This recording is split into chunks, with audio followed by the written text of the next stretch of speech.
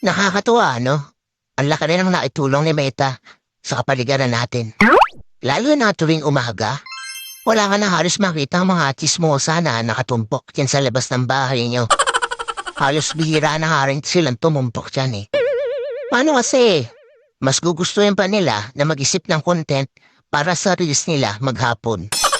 Oo, ayaw na nila makipagchismisan o makitumpok dyan sa labas ng bahay niyo. Actually, yung atensyon nila imbis na makipagchismisan, napunta na lang talaga sa pagre-reels. At ito pa ha, imagine ninyo.